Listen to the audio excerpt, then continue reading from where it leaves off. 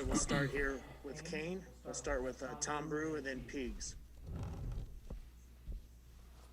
Hey, Kane, I remember last year when we were talking about Micah McFadden, you said during his freshman year, a lot of times he was just making plays without knowing what the heck he was doing. Yeah.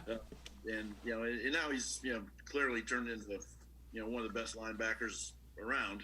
Can you tell me a little bit about his progression from the day you've met him till now, and kind of how all that journey's gone to make him the player he is now? Well, I do. It's fun to be able to see somebody, go through the progression of maturity, both on and off the field as a player, and to get to see that and the way that he has gone about his business from, just getting better at what he does. He was a guy that early on, he was just a playmaker that we put out there on the field, and he would line up and go run and chase the ball down. And now to see him with his skill set develop both fundamentally and certainly his understanding of the game, understanding our concepts, recognizing situations, and certainly anticipating what offenses are doing. And his production has just continued to climb. And as a coach, that is very rewarding to get to walk a guy through that going on 3 years now, which is certainly the most I've gotten to do. Pigs and then Paul Gable. Yeah, I wanted to ask you about your defensive tackles. It seems like that's kind of an underrated group, maybe. 4 guys maybe could be starters. And you had 2 sacks from Jerome on Saturday. Yeah. You must feel fortunate with that group. I really do. I'm pleased with that group and the production that they're having. Obviously, there's when you can hold somebody to, I think, 13 yards and then 60 yards and Big Ten play in the last 2 games. There's some unsung heroes in there, and we don't talk about those guys as much because of some of the flash that you see from our linebackers and DBs. But there is a physicality that's happening up front with our defensive line. And again, I credit what Coach Kevin Peoples is doing to that unit and their ability to play with their hands and get off blocks. And so we're seeing guys that are a lot more effective. I was pleased we took the next step in our passing game in terms of, our pass rush, and thought that those guys did a really nice job of holding some good leverages on third down and executing a little bit better what we're trying to get done. We do have to do a better job with our first and second down pass rush, just in terms of keeping the quarterback in the pocket, and certainly this upcoming week will be as important as ever. All right, Paul, then Kevin Brockway. Hey, Coach, 2 quick questions for you. One, talk about James Head and what he means to the defense and how well he's progressed the last few weeks for you. And secondly, when you look at Ohio State, obviously we know about Fields and all those weapons. But what is something that stands out to you and what makes them so tough, especially on third down? Well, I do. I am pleased with James Head. I mean, just, again, a guy that just is relentless at say that again? Oh, I think I'm hearing some feedback from somebody else maybe. But I will say, I think for James Head, there's a guy that has continued to work his tail off and get better at what he does. And he's really just focused on his role. And to me, seeing a guy that is starting to produce now in our defense has been very rewarding for him and for us to be able to see him do those things. And so when you talk about affecting the pass rusher, affecting the quarterback with our pass rush, I think, you look at what we've been able to do on the outside, and certainly James the other day against Michigan was able to win a one-on-one matchup and come off the edge and get a sack. And so we've got to be able to do more of those things as we continue to progress. But I think what makes Justin Fields so dynamic is his ability to extend plays, both on first and second down, but like you said, in their third down efficiency. And so, he's got good. His eye progression is good. He sees coverage, and he can recognize things and anticipate and work through his progression offensively. But at the same time, I think he has elite pocket awareness and his ability to feel the pocket, escape at times, or just extend plays longer. It makes him a very special quarterback, and that's something that we have to do a great job of finding a way to affect him. And certainly our defensive ends, James Head being one of them, will be a key piece to that. A follow-up real quick to that point. How much does it help that you see that daily with Penix, whereas he moves up the pocket and moves around and progresses quite a bit when that pocket tends to collapse a little bit? Yeah, I mean, I do think that's something that we have seen, and it's different, always different when you're going live against someone, and certainly we weren't tackling Mike Penix in fall camp. But I think that it's something that we have seen from mobile quarterbacks thus far this season. If you look at the first couple of games, we had quarterbacks that could extend plays with their feet, and Justin Fields is certainly no exception to that. In fact, he's truly a difference maker when it comes to his ability to extend plays for his offense. And so it has to be a priority of what we do. Certainly we see those things, but week by week there's certain indicators and there's certain things that a quarterback does in terms of how he releases out of the pocket that we've got to be able to get our guys clued into and find a way to execute and get that sucker on the ground. Kevin and then Griffin. How pleased were you to see Taiwan get his first 2 career interceptions? And just how do you think he's handled kind of the expectations this season? He came in all preseason Big Ten, quarterback based on what he did last year. How is he maybe continuing to progress and work?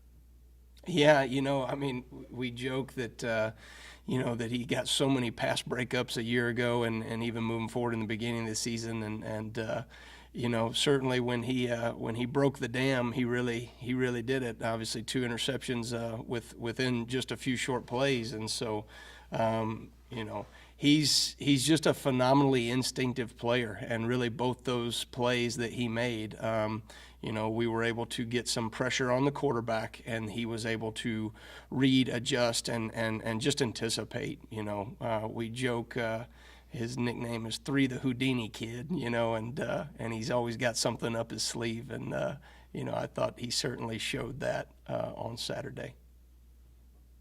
Griffin and then John. Hey, Coach, you've talked about the defensive line, how important they're going to be on Saturday. They've had a huge step up of improvement this year. You're first right now in sacks in the Big Ten, third in rushing defense. What's just been the key for a big step up in improvement for the defensive line? Well, it's a great question. It's really what, I talked about this before, but our ability, we looked at what we were doing this past season in 2019, and we had some great pressures.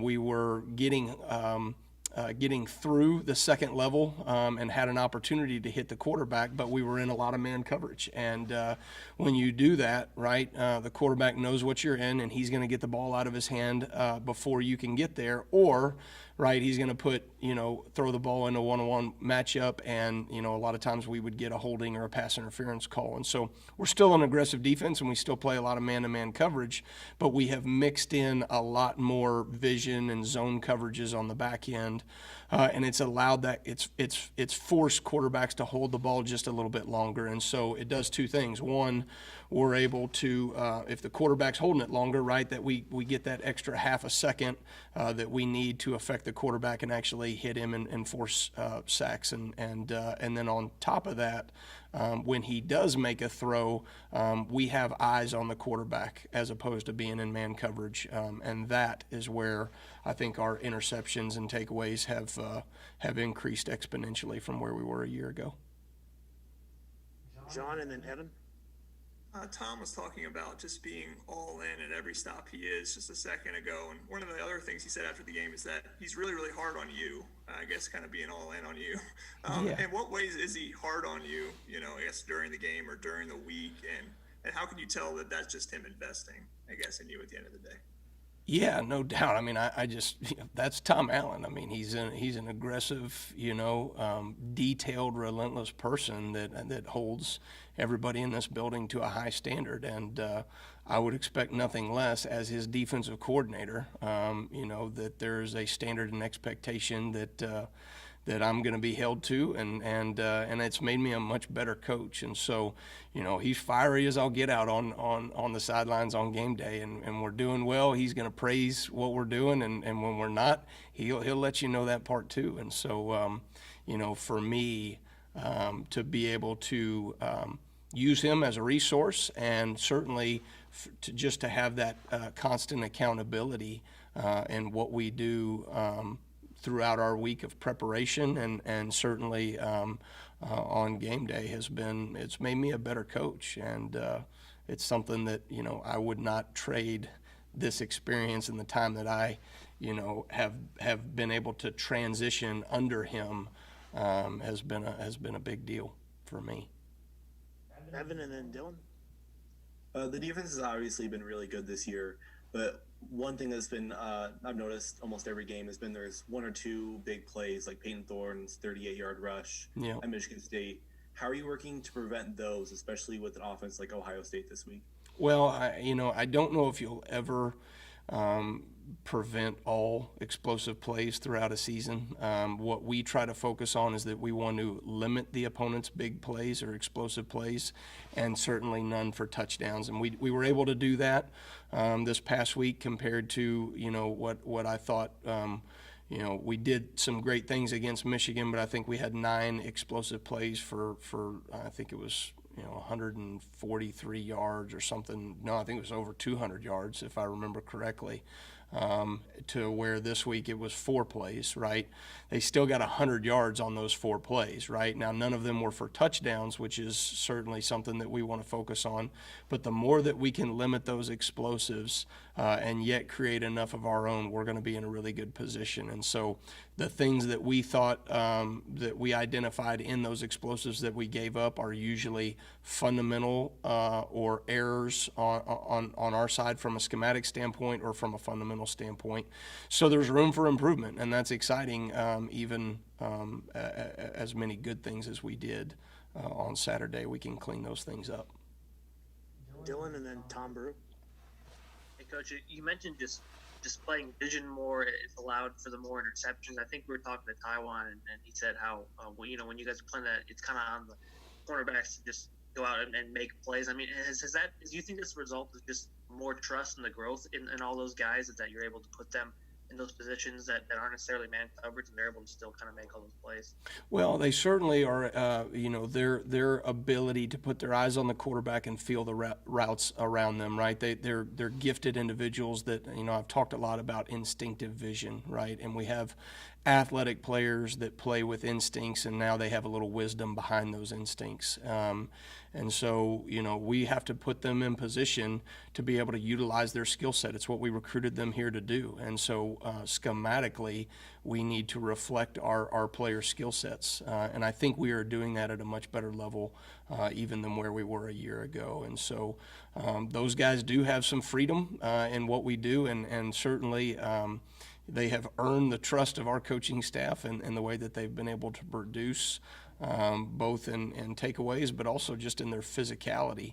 A lot of us not having less missed tackles this season is very rarely does the ball get caught without somebody within close proximity putting the guy on the ground. And more often missed tackles happen when an offensive player has space to be able to gain momentum and make a move and do all those things, and that's rarely happening for us defensively, and that needs to continue to be our process. All right, 2 quick follow-ups, Tom and then Paul. I know you get mad at me when I try to get you teary-eyed, but do you have this father and son coaching relationship yourself, and you're also the linebackers coach here at Indiana. Can you talk a little bit about how emotional this has been for you this weekend too, watching everything that Tom and Thomas have had to go through? Yeah, you are tugging on some heartstrings there, Tom. You have a guy that is a fighter in Thomas, and he just, he fights for everything that he's earned, and to get him to the point to where he is now producing on the field after all that he has been through to get to this point is difficult. It's difficult to watch, and it's difficult to see him go through those things. And I've known him since he was a 7th grader, and it means I love him to death. I really do. And so to be able to get this opportunity to coach him was something that it was really special to me coming here, and it just meant a little bit more. Not that all jobs are important, but it just meant a little bit more getting to coach him specifically. To see him go through an injury after all that he's overcome again is a difficult thing. But that dude is a mentally and physically tough human being. And when I think of the people that I would like to be around and surround myself with, Thomas Allen is at the top of that list, no matter what he goes on to do in life. And the way that he'll respond to this I have no doubt will reflect his character. One last one to Paul. Hey, Coach, kind of along those lines, but also talk a little bit about your father and the impact that he had on you and your career. I'm sorry, you cut out. You said just about my dad and the impact that he's had on my career? Yes, sir. Well, I mean, where do you start? Certainly, he obviously, taught me the scheme of what we do, right? And what we do here is, from a system standpoint and from a schematic standpoint is all built off of the things and principles that he taught, and that we run here today.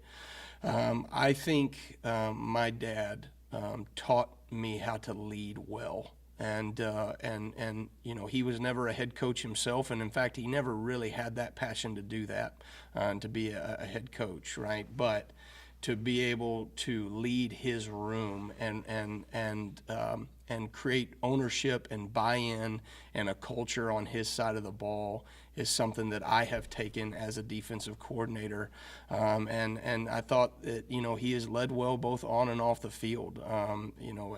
He led our family well, and I don't think that I would have the passion and the drive to be the coach that I am today had it not been for me seeing the way he goes about his business, conducts himself on the field, right, as a coach, but certainly in the way that he engaged me and my younger sister Haley, and cherished our family well. And I never felt like I was wanting for something from my dad when it came to the time that he gave to us, even though it is precious and few and far between some days.